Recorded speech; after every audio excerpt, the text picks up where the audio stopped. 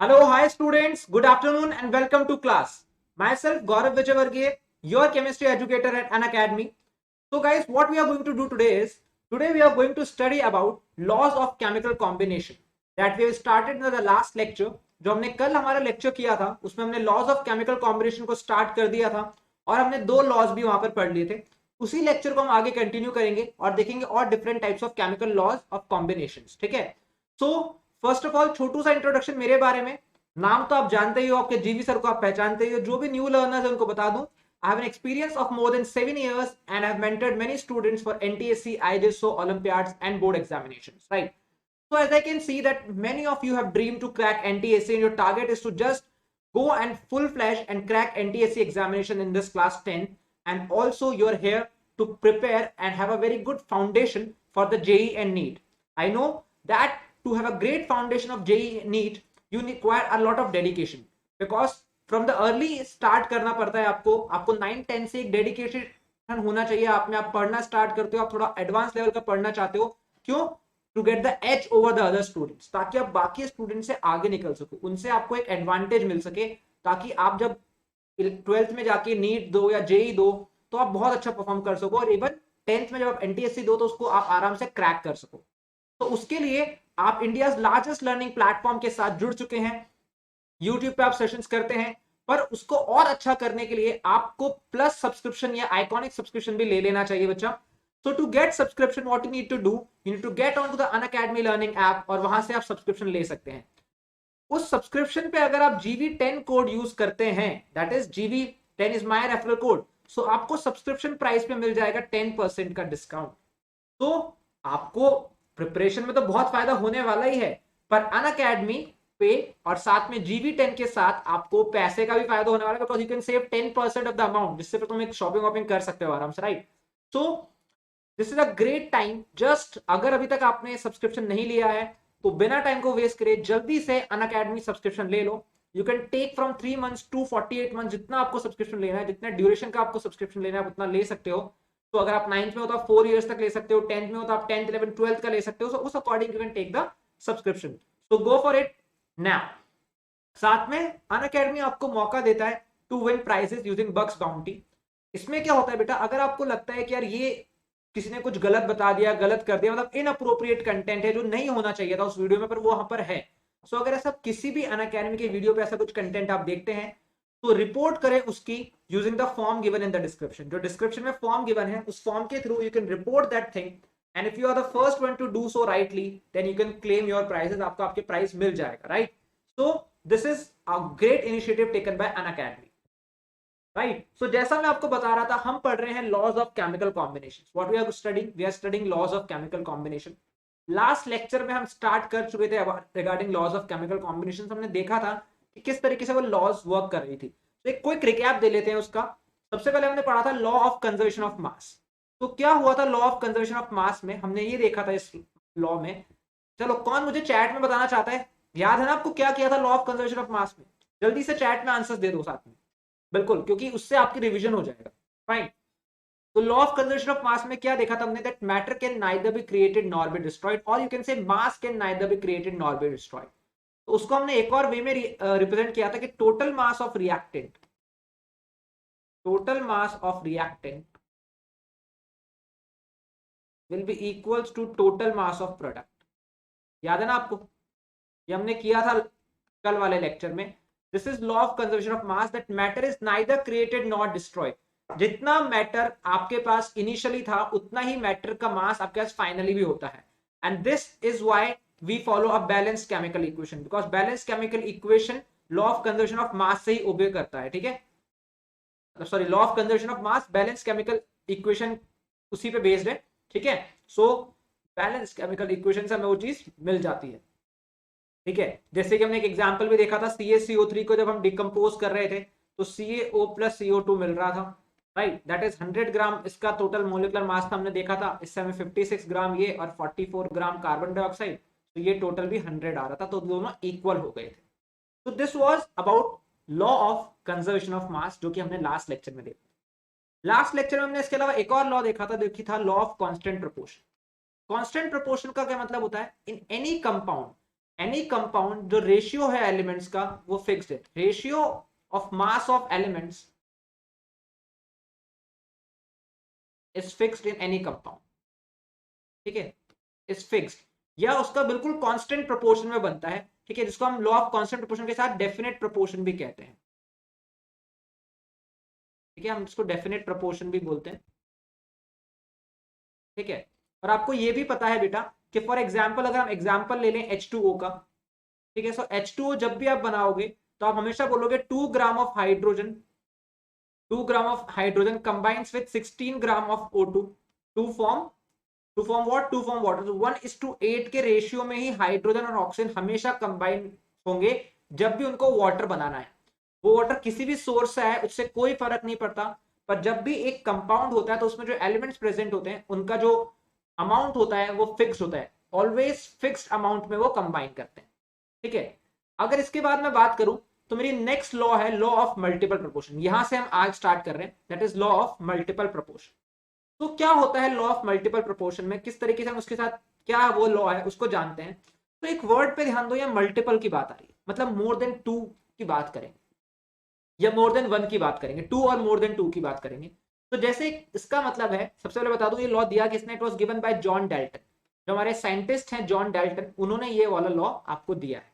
अब इसमें होता क्या है बेटा, देखो, when two elements combine to form more than one compound, जब दो एलिमेंट एक से ज्यादा कंपाउंड बना रहे हैं, then the different masses of one element which combine with a fixed mass of the other element bear a simple whole number ratio to one another। ध्यान से समझना जो मैं समझा रहा हूं, यहां पर ये कह रहा है जब दो elements sorry I am sorry, हाँ, जब भी दो एलिमेंट कंबाइन होके मोर देन वन कंपाउंड बनाते हैं, लेट्स से हाइड्रोजन और ऑक्सीजन को ही ले लेते हैं अपन, ठीक है, let's say hydrogen and oxygen, ठीक है। तो हाइड्रोजन और ऑक्सीजन दो एलिमेंट मिलके एक से ज्यादा कंपाउंड बना रहे हैं, तो एक तो इन्होंने बना दिया वाटर H2O और एक इन्होंने बना दिया हाइड्रोजन पर ऑक्साइड H2O2, ठीक है, ये क्लियर है, दो कंपाउंड्स बन गए, this is compound 1 and this is compound 2। अब ये कह रहा है then different masses of one element, तो अगर मैं इसमें लिखूं तो इसमें हाइड्रोजन का कितना मास है बेटा 2 ग्राम, और ऑक्सीजन का कितना मास है 16 ग्राम। यहां पर लिखूं तो यहां पर भी हाइड्रोजन का कितना है 2 ग्राम और ऑक्सीजन का कितना हो गया 32 ग्राम, ठीक है। समझना जो मैं क्वेश्चन में समझा रहा हूं आपको, स्टेटमेंट से समझा रहा हूं पूरा। तो वो ये कह रहा है, just give me a second, right, इसको 16 है ना, 16 है, हाँ। Then the different masses of one element, यहां पर डिफरेंट मास किसका है ऑक्सीजन का, यहां पर डिफरेंट मास किसका है, वन एलिमेंट हमने मान लिया ऑक्सीजन, तो यहां पर ऑक्सीजन का 32 ग्राम है, यहां पर ऑक्सीजन का 16 ग्राम है। Then different masses of one element which combines with the fixed mass of the other, जो fixed mass of the other के साथ combine कर रहा है, fixed mass यहाँ पर किसका है हाइड्रोजन का, दोनों जगह हाइड्रोजन कितना कितना लिया है 2 ग्राम, bear a simple whole number ratio to one another। मतलब यहां से अगर मैं देखूं तो क्योंकि हाइड्रोजन का मास फिक्स्ड है तो जो वेरिएबल मास वो यूज हुआ है ऑक्सीजन का, तो जो ऑक्सीजन का रेशियो है आपस में वो एक होल नंबर रेशियो है, दैट इज आप 16:32 को अगर सॉल्व करोगे तो ये आएगा सॉल्व करने में 1:1:2 का रेशियो। ये क्या रेशियो आएगा, this will B ratio of 1:2, yes और नो। तो दोनों ऑक्सीजन जो कंबाइन हुए हैं उनका जो रेशियो होगा 1:2, ठीक है, वो रेशियो एक होल नंबर रेशियो होगा, जैसा कि यहां पर आप देख पा रहे हो।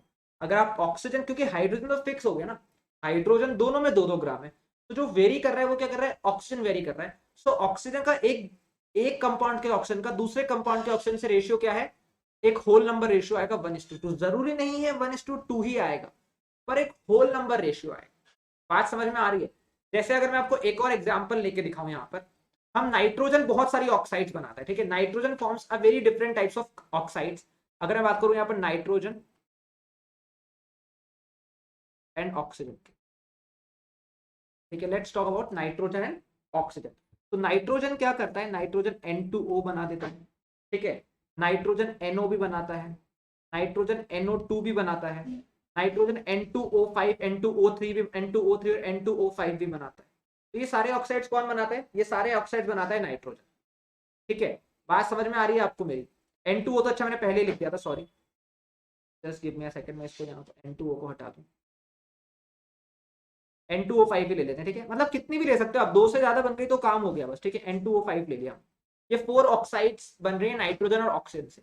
अगर आप यहाँ पर नाइट्रोजन का मास लिखो और यहाँ पर ऑक्सीजन का मास लिखो, ठीक है। सो नाइट्रोजन का मास कितना है यहाँ पर N2 मतलब 28 ग्राम, ऑक्सीजन का कितना है 16, ठीक है। यहाँ पर नाइट्रोजन का कितना है 14, यहाँ पे ऑक्सीजन का कितना है 16, ठीक है। यहाँ पर नाइट्रोजन का कितना है 14, यहाँ पे ऑक्सीजन का कितना है 32, यहाँ पर नाइट्रोजन का कितना है 28, यहाँ पर ऑक्सीजन का कितना है 16 × 5 80। अब आप बोलोगे सर किसी का भी कांस्टेंट तो है ही नहीं, तो मुझे किसी भी एक मास को कांस्टेंट करने के लिए क्या करना पड़ेगा? अगर मैं इसको सबको 28 करना चाहूं तो दिस विल बी 28, तो ये 16 ही रहेगा, ठीक है। अगर मैं इसको इंटू 2 करके 28 करता हूं तो ये 32 हो जाएगा, इसको भी इंटू 2 करके 28 लिखूं तो ये 64 हो जाएगा, और ये 28 ही है तो ये 80 ही रहेगा, ठीक है। तो अब यहां पर सबका 28 ग्राम फिक्स हो गया। तो nitrogen in all the cases the mass of nitrogen is fix, that is 28 ग्राम। तो mass of nitrogen is what? It is fixed. अब मास ऑफ ऑक्सीजन की बात करो तो यहां पर 16 है, यहां पर 32 है, यहां पर 64 है, यहां पर 80 है। तो इसका अगर रेशियो निकालोगे किसका, अगर आप यहां पर रेशियो निकालोगे 16:32:64:80, तो वो रेशियो क्या आ जाएगा 1:2:4:5, which is a whole number ratio again. तो 1:2:4:5 जो रेशियो आ रहा है जिसमें नाइट्रोजन और ऑक्सीजन का, नाइट्रोजन को हमने फिक्स कर दिया, पर ऑक्सीजन का जो रिलेटिव एलिमेंट है अलग अलग कंपाउंड्स में उसका रेशियो क्या है 1:2:4:5, which is are whole number ratio. समझ में आया? जल्दी से मुझे एक बार चैट में बता दो समझ में आया कि नहीं आया, बिकॉज इंपॉर्टेंट है। मैं एक बार जल्दी से इसको शॉर्ट में रिपीट करता हूँ। देखो हमने नाइट्रोजन और ऑक्सीजन दो एलिमेंट लिए, ठीक है। हमने कौन कौन से दो एलिमेंट लिए? नाइट्रोजन और ऑक्सीजन। उनके कुछ ऑक्साइड्स बनाए N2O, NO2, NO2, NO, NO2 और N2O5, ठीक है। अब यहाँ पर नाइट्रोजन का मास हमको फिक्स करना था, इसलिए मैंने यहाँ पर दोनों को इसका 28 लिया, तो इसको 14 से 28 करने के लिए क्या करा मैंने, इसको इंटू 2 कर दिया, 16 × 2 32 आ गया, 32 × 2 64 चला गया। तो यहाँ पर नाइट्रोजन का मास फिक्स हो गया विच इज 28, और ऑक्सीजन का रेशियो में निकल। समझ में आया? यही सेम चीज आप कार्बन के साथ करके भी देख सकते हो। If you see the carbon oxides, carbon भी दो ऑक्साइड बनाता है, कौन कौन सी? देखो डाउट क्लियर हो जाएगा आपका अगर अभी तक भी नहीं हो तो। कार्बन दो ऑक्साइड बनाता है C और CO2। अब अगर CO की बात करूं तो यहाँ पर कार्बन कितना है 12 और ऑक्सीजन कितना है 3। CO2 की बात करूं तो यहाँ पे कार्बन कितना है 12, ऑक्सीजन कितना है 32। यस और नो? तो ये 12 फिक्स्ड हो गया आपका, कार्बन का मास फिक्स्ड हो गया। वेरिएबल मास किसका हो गया? O:O2 निकल जाएगा ना, that is 16:32, that is 1:2। I think समझ में आ रहा, ठीक है।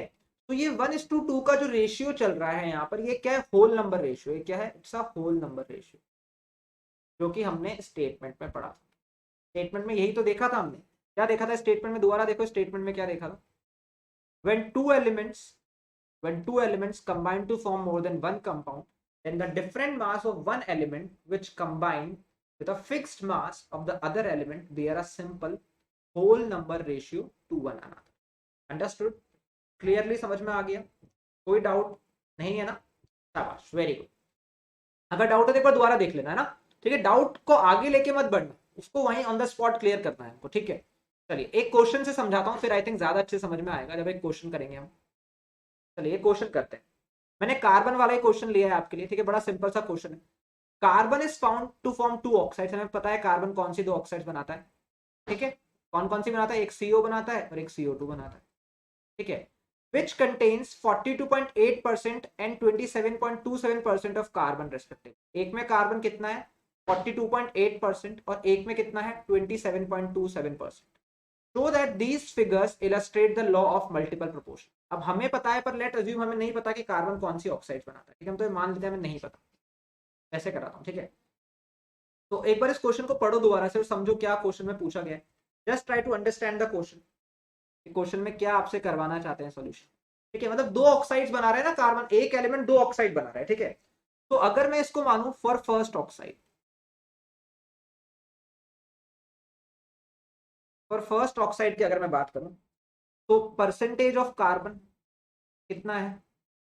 Carbon found to which contains 42.8% of carbon, तो इसमें 42.8% कार्बन है। तो अगर 42.8% कार्बन है तो इसी फर्स्ट ऑक्साइड में परसेंटेज ऑफ ऑक्सीजन भी निकाल सकते हैं। वो कितना आ जाएगा 100 minus 42.8 which is equals to what, which is equals to करो एक बार 57.2%, 57.2% ऑक्सीजन। ठीक है, समझ में आ गया आपको कैसे किया। भाई टोटल 100 होता है ना, टोटल परसेंटेज हमेशा कितनी होती है 100 होती है।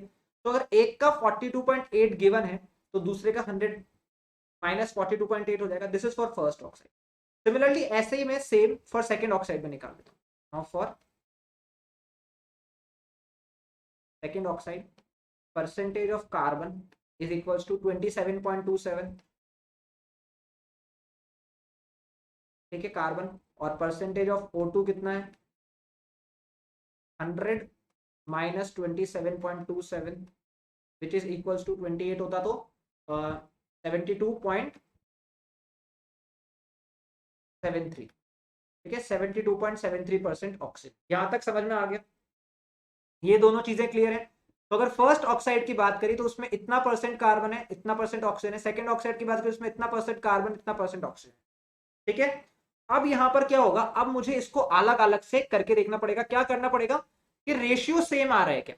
तो रेशियो सेम के लिए मैं क्या मानू, अगर मैं मास को 100 ग्राम मान लू, अगर मैं क्या मान लू टोटल 100 ग्राम, तो मैं इस तरीके से देखूं मास ऑफ हम किसको, हमको पता है कार्बन का फिक्स चल रहा है। हमको क्वेश्चन में देखो क्या गिवन है, show that carbon is found to form two oxide which contains.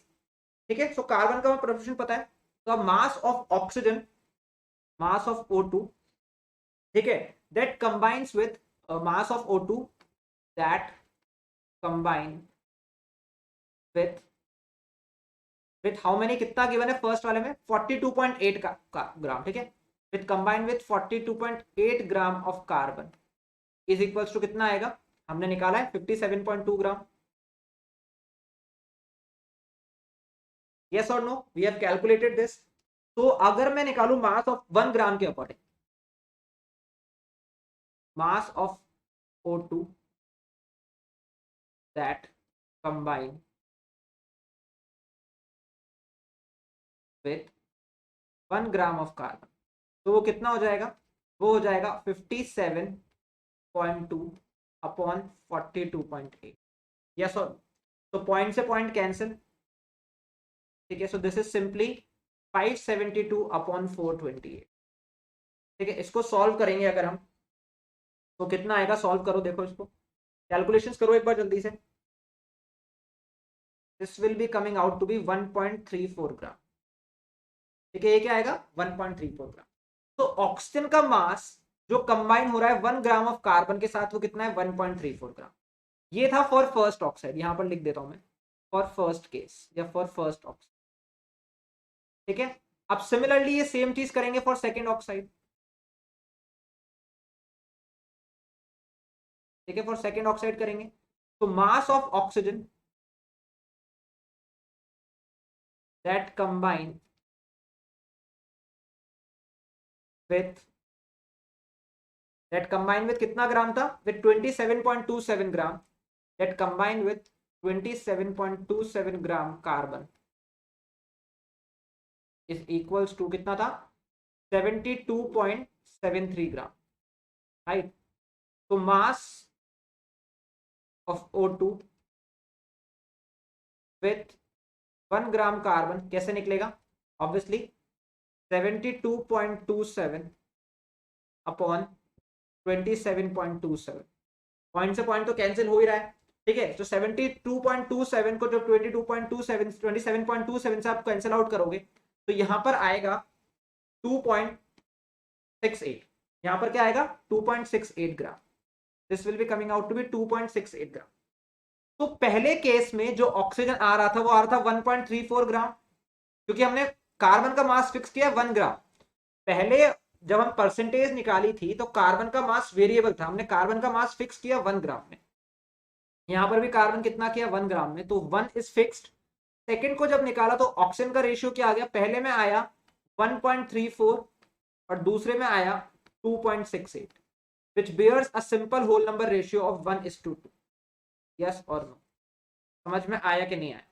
So because it bears a simple whole number ratio of 1:2, so it is in accordance with law of, this illustrates law of multiple proportion. समझ में आ गया?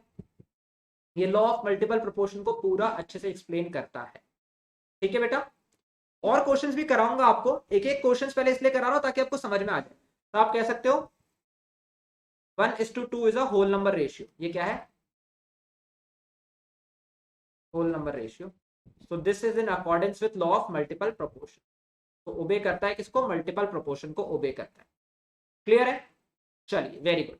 अब हम next law देखते हैं, that is Gay Lussac's law. हमारी जो next law है वो कौन सी है? That's next law is Gay Lussac's law.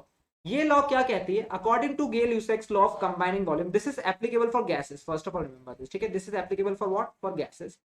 So whenever gases react chemically, only for gas, ठीक है?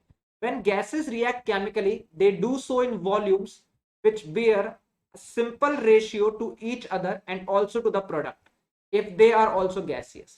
मतलब अगर आपका कोई रिएक्शन हो रहा है तो जो वॉल्यूम का रेशियो होगा वो सिंपल रेशियो होगा रिएक्टेंट्स का भी, इवन प्रोडक्ट के साथ भी, अगर वो प्रोडक्ट भी एक गैसेस है, provided the volumes are measured at same temperature and pressure for all the gases। मतलब टेम्परेचर प्रेशर को अगर हम सेम रखते हैं, कांस्टेंट रखते हैं, तो जो रेशियो होगा जब भी गैसेस कंबाइन होंगी कुछ भी बनाने के लिए, और अगर प्रोडक्ट भी गैसियस है तो उनका हमेशा एक सिमिलर होगा। जैसे कि यहाँ पर मैं आपको समझा रहा हूँ, जैसे कि एग्जाम्पल ले रहे हैं, consider the reaction between nitrogen and hydrogen. हमने नाइट्रोजन और हाइड्रोजन की रिएक्शन लेके अमोनिया बनाया, तो N2 + 3H2 gives 2NH3। ठीक है? अब आपको पता है नाइट्रोजन गैस है, हाइड्रोजन भी गैस है, और अमोनिया भी गैस है। क्योंकि तीनों गैस है तो आप यहां पर क्या कह सकते हो, इनका जो रेशियो है वो मुझे क्लियर दिख रहा है यहाँ पर कि मुझे 1 mole of nitrogen reacts with 3 moles of hydrogen to form 2 moles of ammonia. ठीक है? सो 1:3:2 का एक सिंपल रेशियो चल रहा है क्योंकि तीनों गैसेस है। ठीक है? समझ में आ रहा है? क्योंकि तीनों प्रोडक्ट्स जो बने हैं वो क्या बने हैं, मतलब सॉरी, दोनों रिएक्टेंट और प्रोडक्ट तीनों क्या है? गैसेस हैं। तो उनका जो रेशियो है एक सिंपल होल नंबर रेशियो में रहेगा। तो अगर मैं इसको 2 कर दूं, इसको 6 कर दूं, तो दिस इज ऑटोमेटिकली मुझे पता लग जाएगा कि 4 हो जाएगा, क्योंकि रेशियो सेम आना चाहिए। Getting my point? तो अगर आप इसको समझ रहे हो तो जो मैंने अभी बोला वही बात बता रहा हूं। The ratio of the nitrogen gas that reacts with hydrogen gas forming ammonia gas is 1:3:2। Hydrogen और नाइट्रोजन का रेशियो भी कांस्टेंट होल नंबर रेशियो है। हाइड्रोजन और नाइट्रोजन के साथ साथ उनके प्रोडक्ट का भी रेशियो क्यों है? क्योंकि वो एक गैस प्रोडक्ट बना है। क्या बना है? Product gas. बस ये आपको इस हैशटैग करके लिख लो, इसको याद रखना। This law is applicable only for gaseous reaction. जो आपके react that is both reactants and products are gases। ठीक है? आपके रिएक्टेंट्स और आपके प्रोडक्ट्स दोनों क्या होने चाहिए? गैसेस होने चाहिए। ये उसके अकॉर्डिंग है। This law is applicable only for gases reaction. I think समझ में आया बेटा? तो अगर मैं एक क्वेश्चन तुमको देखूं, जैसे ही देखा, हम देखते हैं, 2 litre of nitrogen gas combines with 6 litre of hydrogen gas to form 4 litre of ammonia gas under the same conditions. ये कौन सी लॉ को इलस्ट्रेट कर रहा है? Which law is illustrated by this? Law of constant proportion, law of multiple proportion, या Gay-Lussac law of gaseous volume? जल्दी से chat में मुझे आंसर चाहिए ABCD में से। कम ऑन, जल्दी से दो।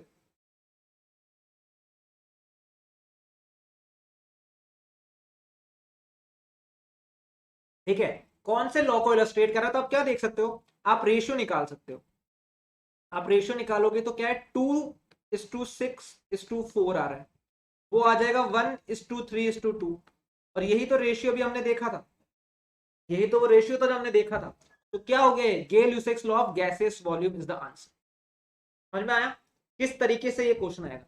तो ये बहुत ही सिंपल सा एक कॉन्सेप्ट था जो मैंने आपको अभी भी समझाया। ठीक है? तो इस तरीके से ये हो जाएगा। अब यहां पर एक क्वेश्चन मैं आपको होमवर्क के लिए देता हूं। This is your homework question. ठीक है? आपको होमवर्क में करना है और कमेंट बॉक्स में मुझे इसके आंसर चाहिए। ठीक है? कमेंट बॉक्स में मुझे इसके आंसर चाहिए बाद में। क्वेश्चन क्या है? फॉर अ गैसियस रिएक्शन, हमने गैसियस रिएक्शन कराई है, N2 gives +3H2 gives 2NH3, आपकी रिएक्शन है। अब ये बोल रहा है 60 ml ऑफ हाइड्रोजन। आपको हाइड्रोजन का जो वॉल्यूम गिवन है, वॉल्यूम ऑफ हाइड्रोजन जो गिवन है वो गिवन है 60 ml। ठीक है, completely reacts with N2, N2 के साथ कंप्लीटली रिएक्ट करता है। Then find out volume of NH3, तो आपको क्या करना है, आपको volume of NH3 find out करना है। आई नो बहुत इजी है, आप लोग अभी कर दोगे, पर मुझे आंसर कमेंट में चाहिए, ये आपको होमवर्क क्वेश्चन है, अभी आंसर मत दो, ठीक है, समझ में आया। तो इस तरीके से हमने लॉस पढ़ी है। आई थिंक आपको अच्छे से समझ में आया, आपका कॉन्सेप्ट पूरी तरीके से क्लियर हो गया इन लॉस के रिगार्डिंग। मैं अगर आपको एक बार ब्रीफली रिकॉल कराऊं तो अभी तक हमने 4 लॉ पढ़ा। पहला लॉ था लॉ ऑफ कंजर्वेशन ऑफ मास,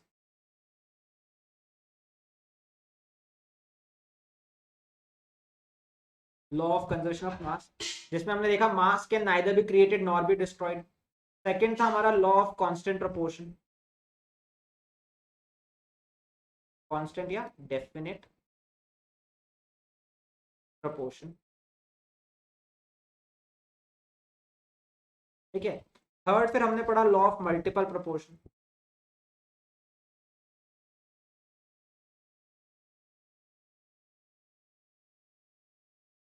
देखो एक और लॉ होता है लॉ ऑफ रेसिप्रोकल प्रोपोर्शन, वो भी पढ़ाऊंगा मैं अभी कंप्लीट नहीं हुआ है, अभी लॉ ऑफ रेसिप्रोकल प्रोपोर्शन बाकी है, वो कराऊंगा आपको। और हमने लास्ट जो भी पढ़ा है वो पढ़ा है गेल यूसेक्स लॉ।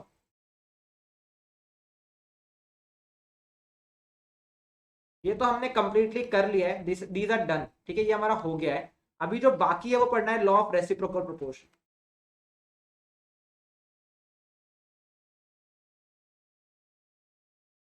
ठीक है, लॉ ऑफ रेसिप्रोकल प्रोपोर्शन भी पढ़ाऊंगा, ठीक है। तो चिंता मत करो, अभी करना है और कुछ बाकी है, चिंता, ठीक है। पर आज के लिए इतना ही, आज के सेशन में इतना ही पढ़ा रहा हूँ, ठीक है। साथ में मैं आपको प्लस के बेनिफिट्स बताता हूँ कि what are the benefits of Unacademy plus. Unacademy plus की जो बेनिफिट्स है बेटा, आपको अनलिमिटेड एक्सेस मिलती है सारे कोर्सेज की, you get unlimited access to all courses, ठीक है। जो भी कोर्स अपलोड हो रहे हैं, जो भी नया कोर्स उस क्लास का आ रहा है, सबकी आपको एक्सेस मिलती है।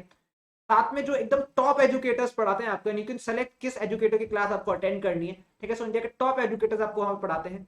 Regular doubt solving sessions, very very important feature.